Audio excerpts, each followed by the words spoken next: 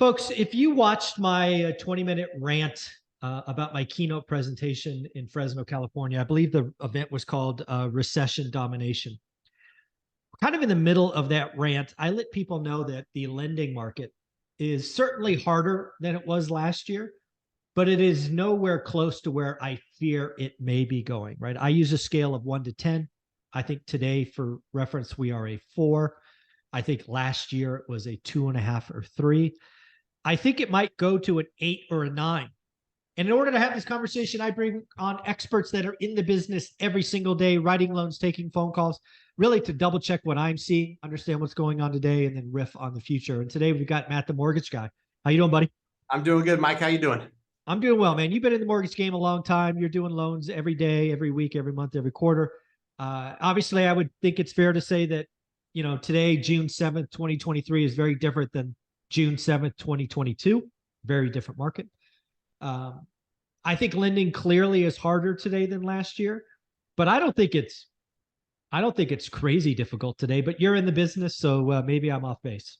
Yeah, I mean, I think that looking at your scale, 1 being the easiest, 2005 stated income, 0% down, that's a right. 1, yes. And then 10 is nobody can get loans. It's, everything's shut down. What do you think we were at in like 2011? So 2010, 2011 is when they brought out the 4 loan limits. It got really hard to be an investor. So for an investor, it was probably an 8 or a 9 then. Owner occ was still pretty easy. But investors, it was very difficult then. I couldn't get a bank loan until like 2019.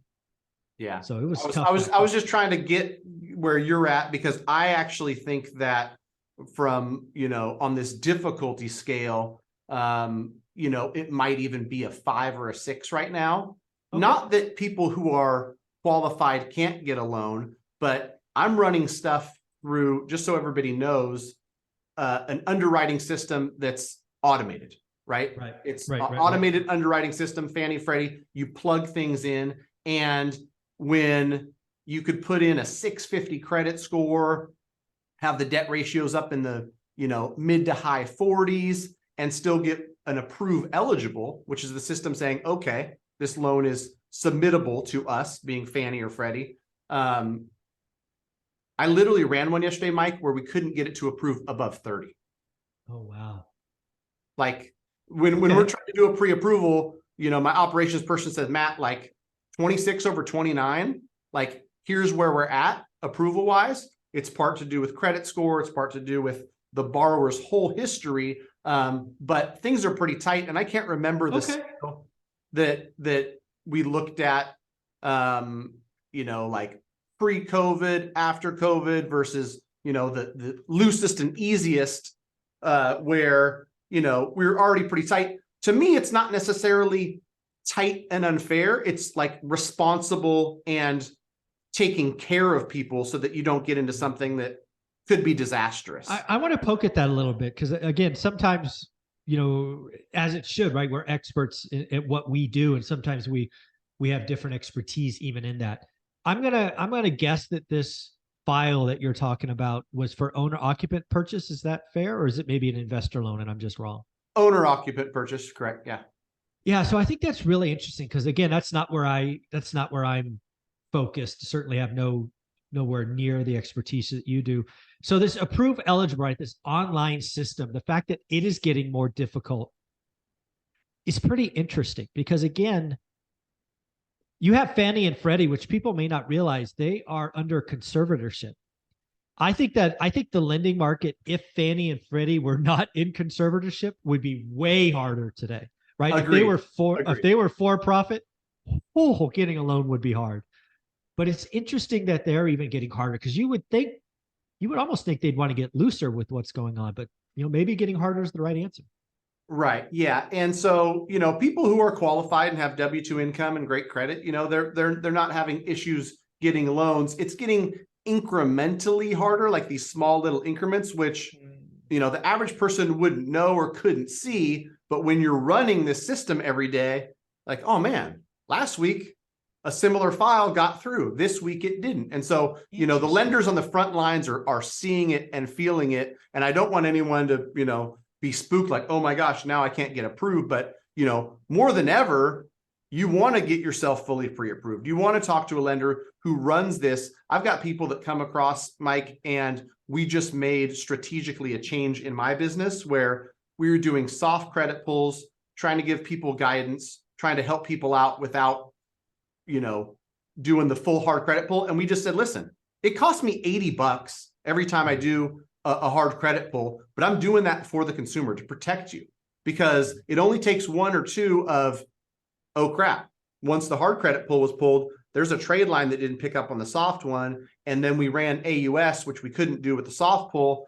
And that told us, even though it looked like 41 over 45 wouldn't be a problem with a 715 credit score, the automated system was having issue with it. And so we're certainly in different times than we were in last year. And you know, let me ask you a question about approve eligible, right? So you put all the file in, you push a button, magic happens. That basically means that if you get a yes answer, Fannie and Freddie will buy it. That's what this system does, right? Right. If the information you put in is good and you can prove it, meaning you can prove the income, you can prove the assets, then they'll take it, right? And that's really like what underwriters do, is they collect the information and get this approved eligible and then submit it. So again, if you're so Fannie and Freddie are the buyers, right? They're the ultimate consumers of the loan. So if they were tightening up, you would see this more difficult getting yes answers. Because again, you get yes or no. It's not like maybe, right? It's yes or no.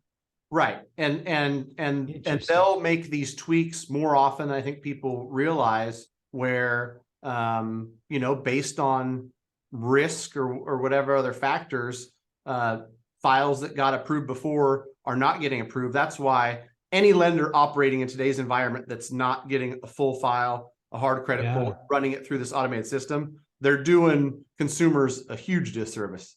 Yeah, so that's interesting, because when I talk about it being a 4-a-day, I'm obviously leaning investor. And the reason it's a 4-a-day for me is I still have access to multiple options, right? This whole prove eligible nonsense is not something I deal with. I do have bank loans. I have credit unions. I have non-QM lenders, DSCR loans, other things that are still, they're relatively easy to get. The rates are higher, but again, for me, a rate doesn't matter, right? I put it in, it, you know, it spits out a price I could pay. So it's pretty interesting that owner rocks, and it's really interesting to me that Fannie and Freddie behind the scenes may be updating this behind the scenes. Who knows? Because again, if you take the same file a month ago and put it in today, you get a yes then and a no now. I can only assume they're more risk averse, I guess. Yeah, it feels like it, right? And I don't want people to get discouraged, like it's impossible. No. But it's well, this is why you have to work with a professional. You have to work with a professional that's doing this, and you've got to know. I think that's the big thing today. Real estate is really tough today. Affordability is tough. Inventory sucks. So if you're going to be committed, I think you got to do the hard credit pull. None of this soft stuff that misses stuff. That would be a horrible thing, right? Do a soft pull, get a yes answer, shop, get in contract, and then get blown up. That would suck.